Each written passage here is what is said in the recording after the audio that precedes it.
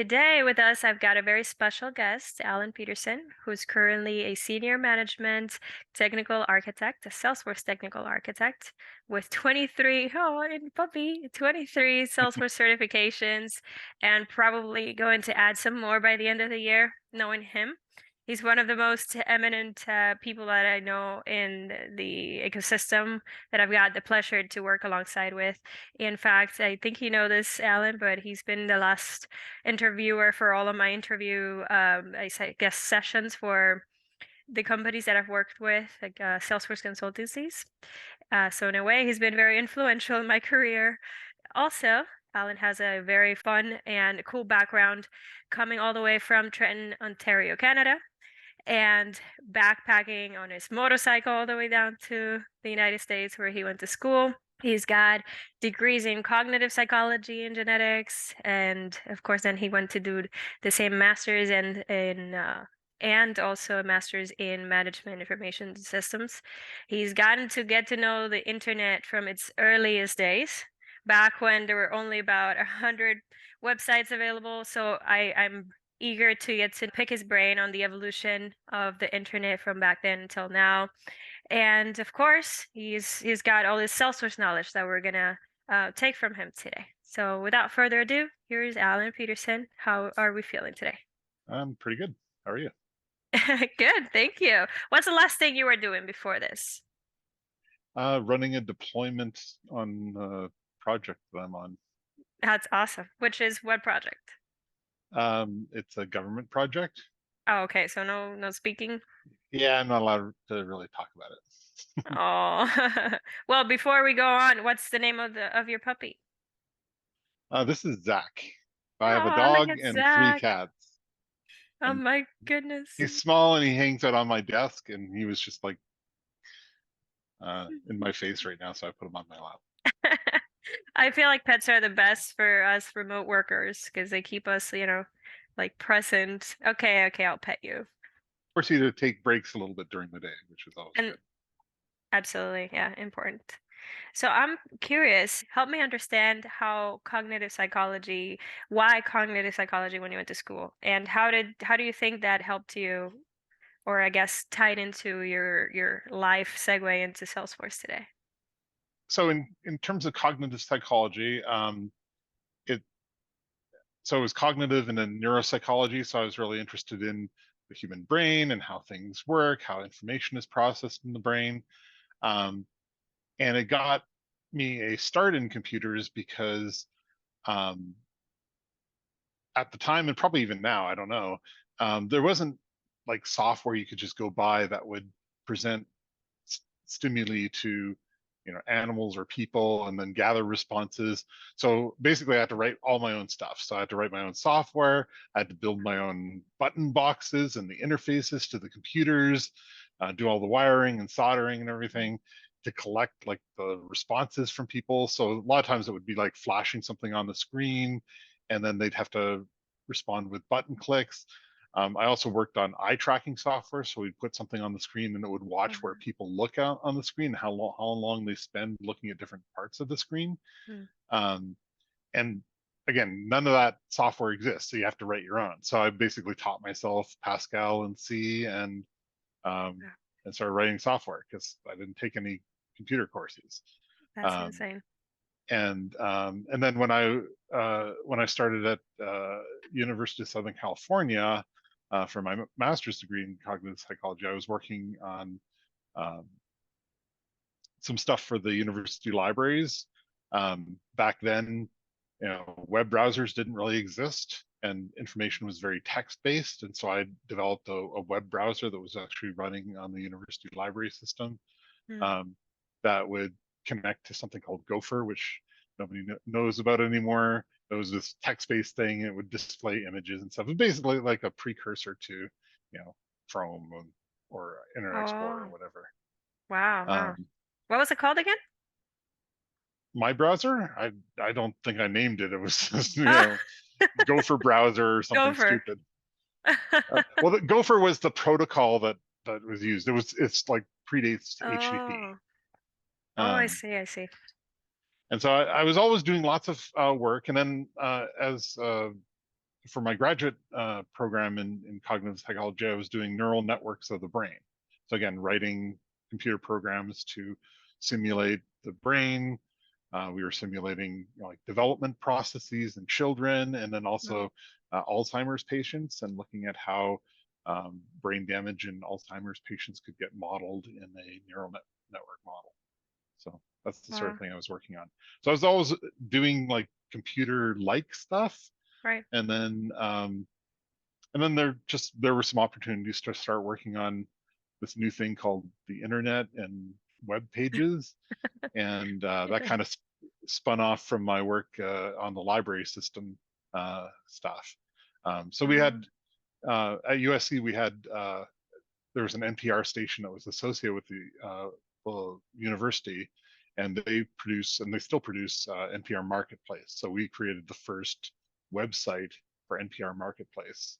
Um, and I nice. also created a website for the credit union. It didn't do like financial transactions or something. It was more informational, but it Okay. did. I did write like a mortgage calculator where people could put in like the amount they want to borrow and then the interest rate and stuff, and it would print out, generate a big list of the amortization for the mortgage.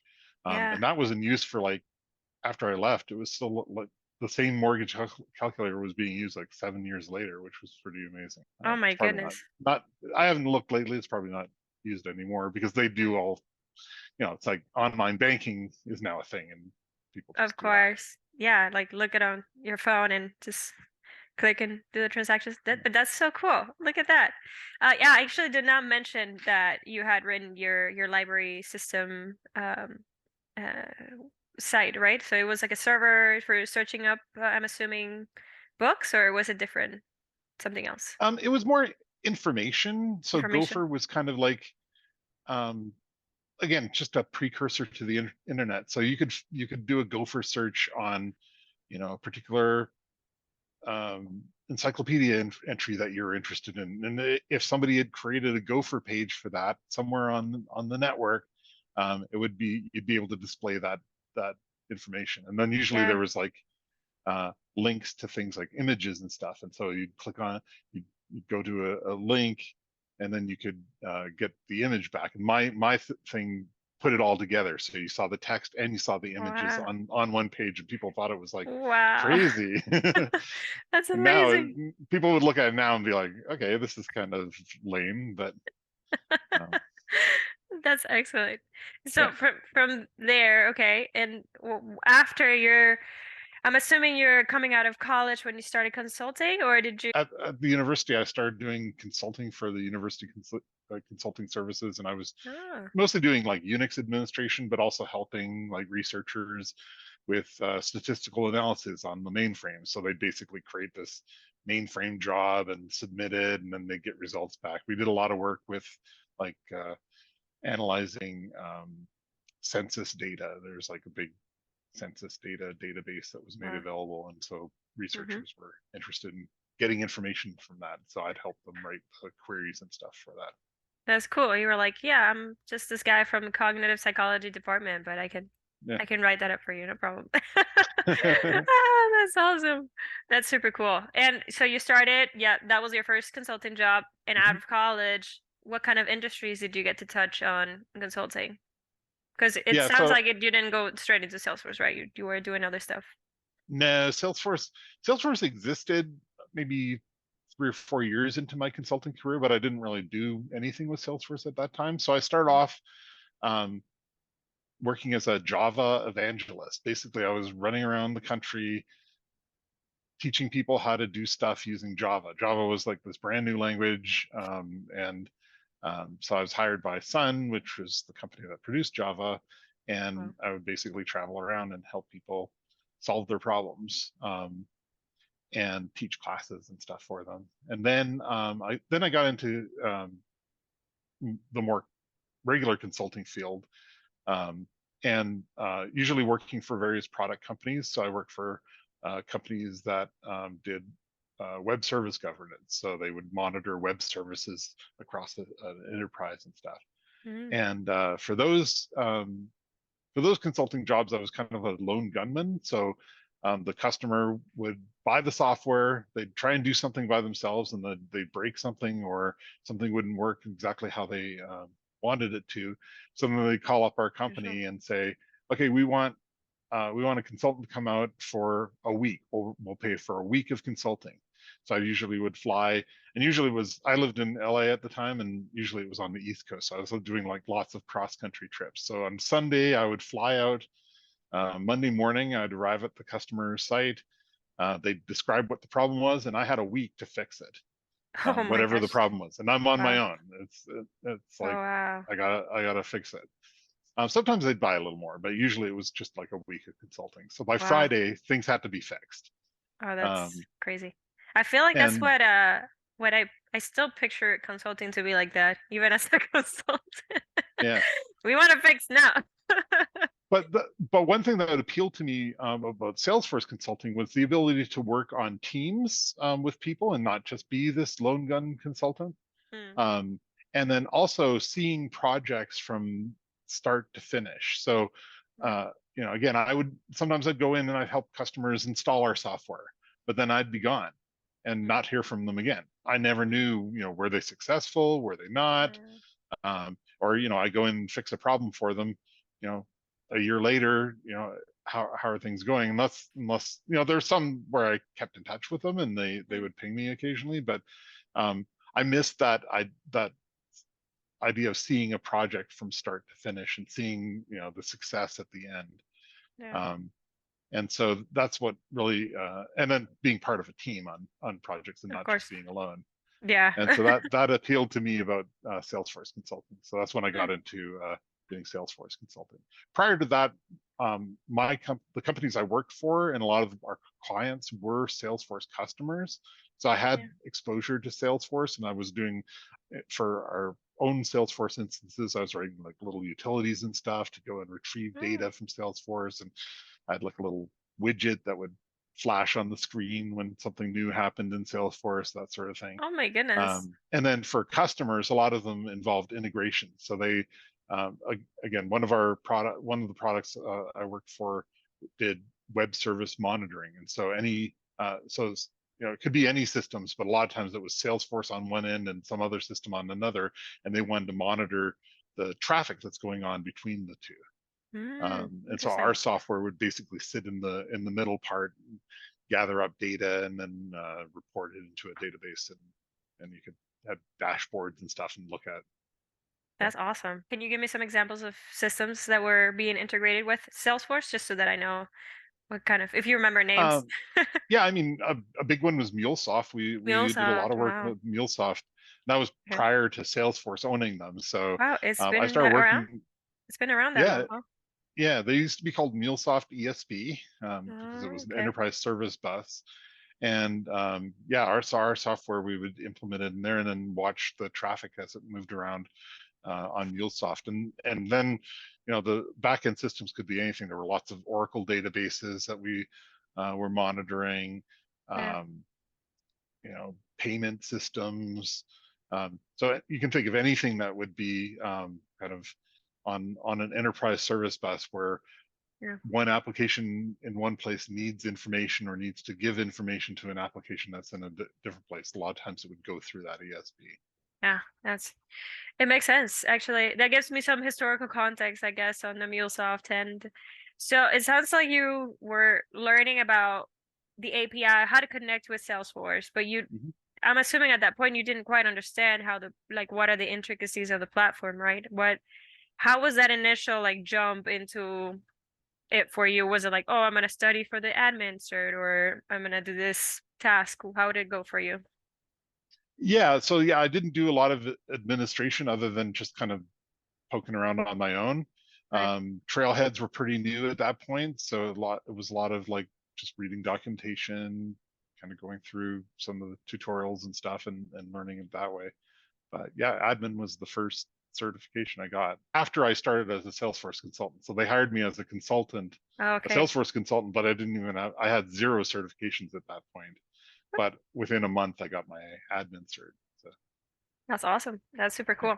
And would you say that at that moment you kind of already knew you wanted a certain Salesforce path, or you were interested in some of them, but did the technical architect even exist back then? I Oh guess would yeah, be the yeah. question. Technical architects totally existed at that Already. point. Yeah.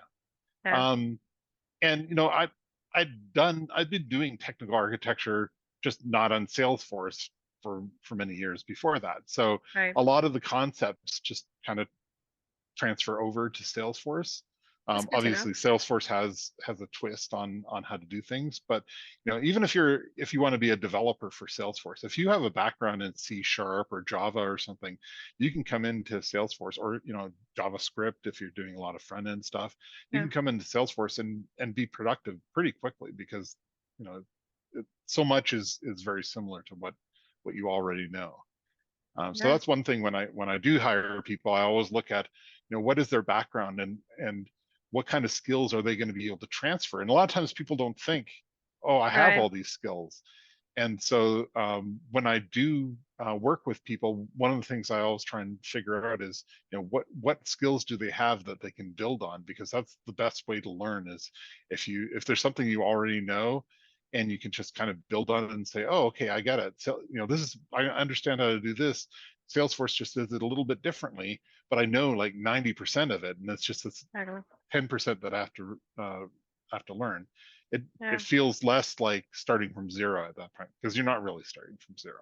No, yeah, certainly. It's sort of like you said with the C++ plus plus or Java, which you did a lot of Java. I'm Hmm. sure Java was like Yeah, my favorite in college for some reason. And it's funny that you said Java was new for you. For me, it was taught like it was like the ancestral language. Like, yeah, so everything is built on this. And I felt pretty comfortable doing that. And so for Apex, it's pretty similar, like you said, but with the right. tiny caveats of Salesforce, it makes sense. Yeah, Yeah. actually, I wrote some of the Java certification exams. So we would Oh get no. together That's in amazing. Broomfield, Colorado, in a basement room somewhere. There'd be like 10 of us, and we'd sit around and just write up like a bank of 600 questions that were going to be used Oh on the my exam. gosh. That's amazing. Have you ever thought of, or maybe is this something that you could do, like write a certification for Salesforce now? I'd certainly be interested. No one's ever reached out. I'm sure Salesforce has their own like Tiger teams that do that Right. stuff. Um, they probably, I know for some things like for the UX one recently, Mm. there were people from our company because we did a lot of UX stuff Right, yeah. that actually were involved in writing that certification exam. Oh wow. Um, so I know they reach out sometimes to other External, yeah. external people, but probably internally they have enough SMEs to Oh, write a lot of plenty. their own exams. I'm sure, I'm sure. But that would be cool. Like, Yeah. Alan wrote that one. I know actually one of the, so let's talk about for a second on certification because you have a ton of them and I'm sure people watching would like to know. What are your strategies? I know you've given me a couple, but I'll just let you go at it. What are your strategies? Do you set dates for taking Salesforce particular, okay? Because we know that Salesforce has its own ways, the web assessor process and all of that. Mhm. Yeah, I'm probably a really bad person to ask about how you prepare for an exams because I don't usually do much preparation. Um, I'm kind of a purist in that way. I'm like, if you go take an exam, it's because you know the You know it. subject, not because you crammed like for 48 hours before it. Um, I would say for me, the way I prepare, for exams where maybe I'm not as familiar with things, is I just get a, a instance of an org that has that configured in it, and I start Mm, using it and play with it. So that's how I did like Omni Studio and stuff. I never used mm, Omni Studio before, but I got yeah, an org with Omni Studio in it, started using it, and it was like, okay, now I'm ready to I take the get it. exam. Um, Yeah, so and that's one of the really cool things about Salesforce compared to other technologies is you you can get these things like a Marketing Cloud org or Omni Studio org or a Field Service Lightning org or something, and you yeah, can learn the product without being a customer. Yeah. So many other products out there, like pick on SAP for example. Um, you know, they if you want to become SAP certified and you want to go and market yourself as an SAP consultant, you have to be working for a company that is an SAP customer where you can experience that product. Yeah. Because you can't just go to the SAP site and say, "Hey, give me a demo environment where I can just play around." And that's one of the really cool things about Salesforce is Yeah. it's for free. You can go and there's tons of trailheads and badges and stuff that you can use for learning. There's the ability to get demo orgs. A lot of them expire after 30 days. So Yeah. if you're playing around with them and then they'll go poof at the end of 30 days and you have to get a new one, but it's easy to get a new one. Sure. Um, and so that's one of the really cool things about Salesforce. And you asked earlier on, like, did I, when did I decide that Salesforce was kind of the route I wanted to take? And for me, it was the opportunity just to continually learn. So Salesforce is so big that there's no way anyone can learn everything there is, and they're always doing new things and acquiring new companies and adding technologies to their their suite of products that you have to enjoy learning to really do well in Salesforce. And so Indeed. again, when I interview people, that's one of the things. I don't care as much about what their experience is if I'm interviewing somebody for like an entry developer role or something, but Right. or admin type role. But I do care about how interested they are in learning, because if somebody's like, "Oh yeah, I want to spend like 6 months and then just kind of coast from that point Yeah. on," Salesforce is not the technology to do that, because you can't stop learning with Salesforce. Yeah. There's Um, always a new yeah, upgrade, huh? There's yeah, always something new coming out. Yeah, but that's what makes it interesting. yeah. 100%. Yeah. And I mean, for me especially, I feel like it's been cool to actually hop around all these different projects. Every time you're in a project, even though maybe you're just gonna do the back end, they end up having some kind of new cloud, something new to kind of get your brain working. So that's kind of what makes it cool. Yeah. I will have to ask you, what was the toughest exam for you, and what are some skills that are not Salesforce related that maybe you had to work at harder, or that you think are like most valuable for a technical architect? So first question, what was the hardest exam that I took? Um, Probably the CPQ exam. Um, just because I found, oh, you know, again, having Couple written people said that. exams, I know I can see good and bad questions, and bad is more in quotes than anything. But the questions I don't like are like, what menu item is under this, the third one down on this menu or something like that. Or, types of questions where normally someone would just Google the answer, like, um, how many Right, arguments are there to the string dot substring command or something? right, right. Um, Like on the job, you're never gonna remember that. Like, right, exactly. You just look it up.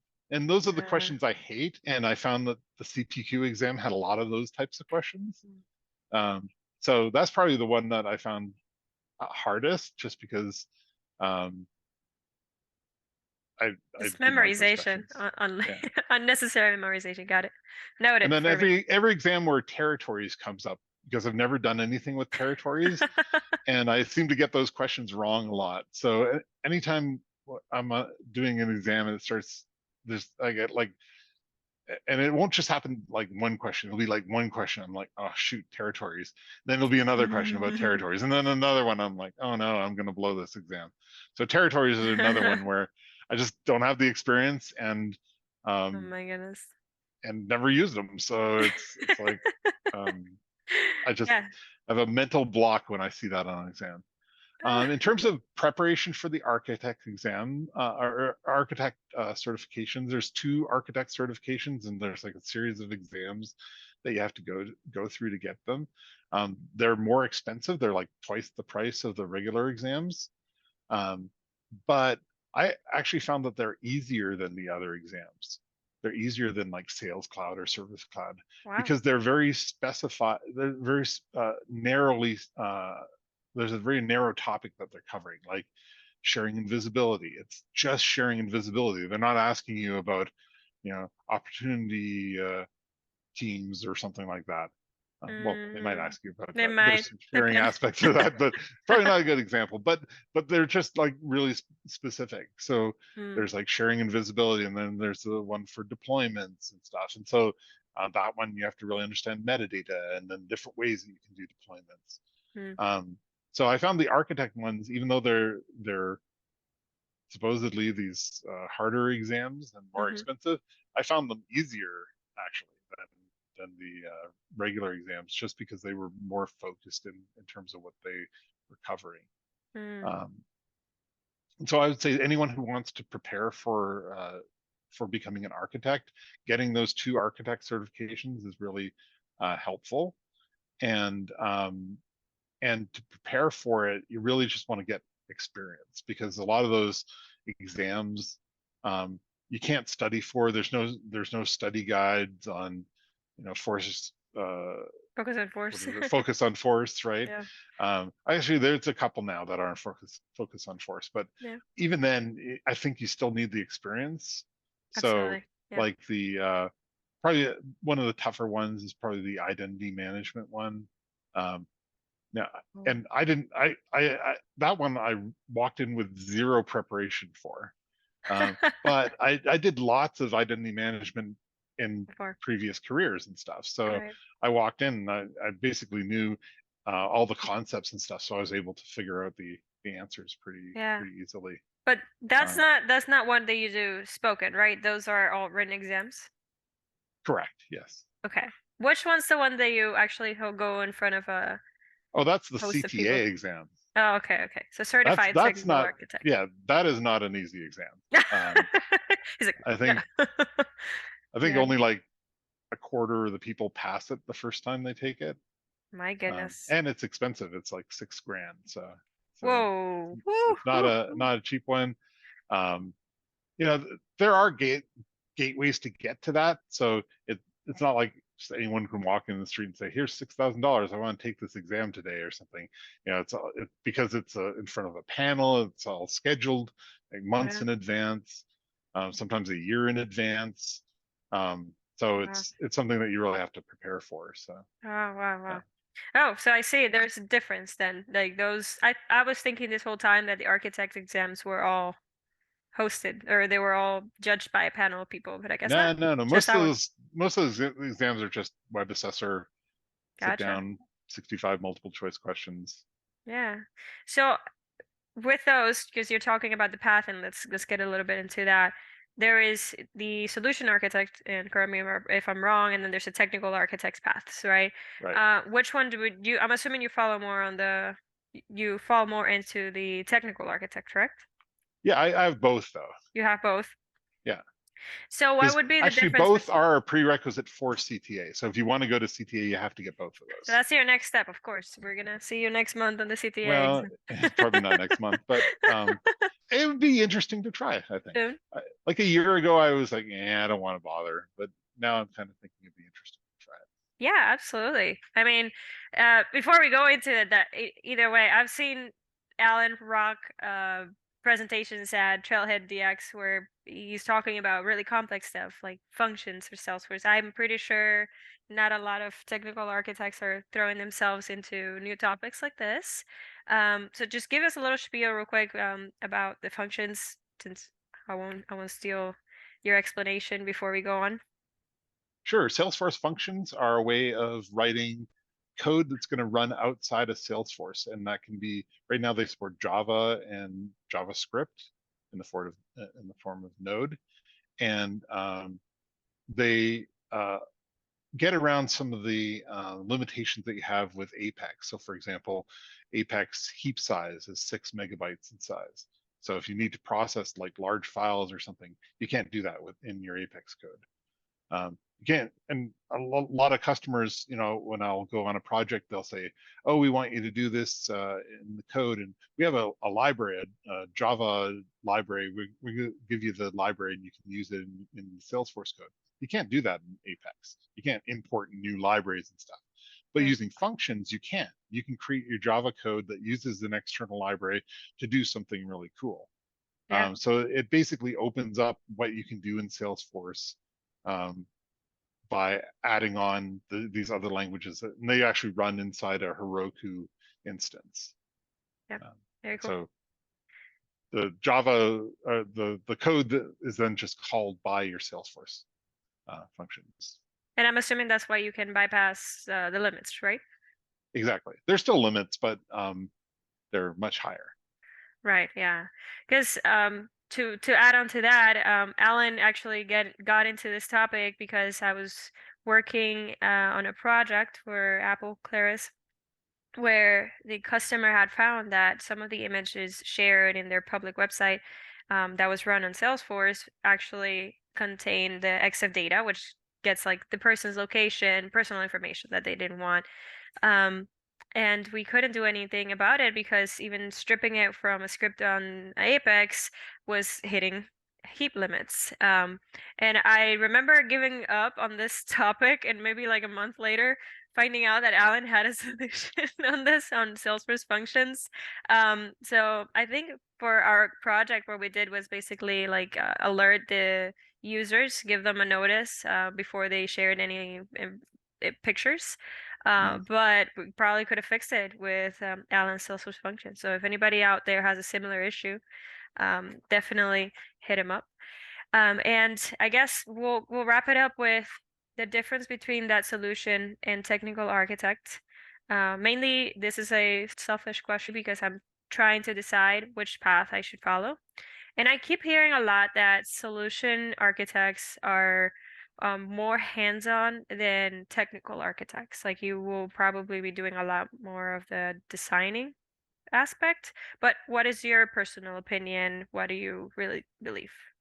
I think it varies a lot by the person, but also by the project that you're on. So the current project I'm on, I'm one of 5 architects on the project.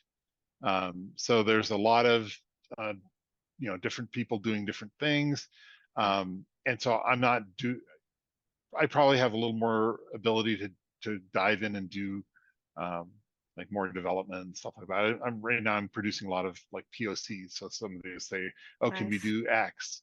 And that's I enjoy You that go build because it. it's like I can build it, but then I hand it off to someone to make it look nice or implement the tests or whatever.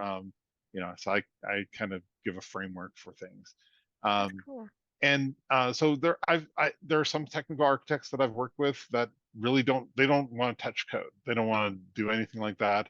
Um, Others love getting into that stuff. Hmm. And so I think a lot of it depends on the person and then also the project you're on. So if you're on a project and you're the technical architect and you got a developer and um, and a BA or something, you Hmm. probably end up doing a lot more code and stuff on the project than if you're on a project where you're the technical architect and you have 3 or 4 tech leads under you and they have like Hmm. a dozen developers under them.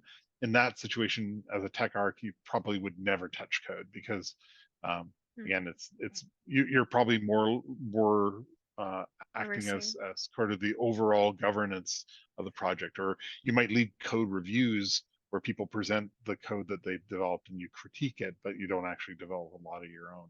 Hmm. So a lot of it depends. I'm a person that I would not enjoy just working at the high level of stuff Yeah. and not getting my hands dirty. So like I said, I like doing POCs and stuff.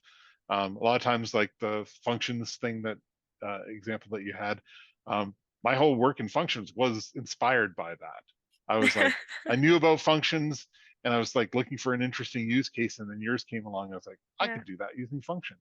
And then That since was super then, cool. there's been other examples that people have come up with, and I'm like, I can write a function to do that. Like there was one where they want to interact with an SFTP server. Well, you can't do that in Apex. You can't Yeah. make a call to an SFTP server, but you can in the function. So, um, so things like that. That is super I have cool. yet to use functions with a customer though. So that's my next thing, is actually having a customer and a project where I can use that. But Mm, um, maybe, I am maybe building up a when we'll come back, library of examples you're every time ready. I hear something. Yeah, You're ready. You're ready to go. Well, it's been a pleasure to have you, Alan. Thank you so much for yeah, it's all. been fun. Yeah, thank you. So I just have one final question. If anybody Okay. wanted to get in contact with you, where's a good place for them to find you?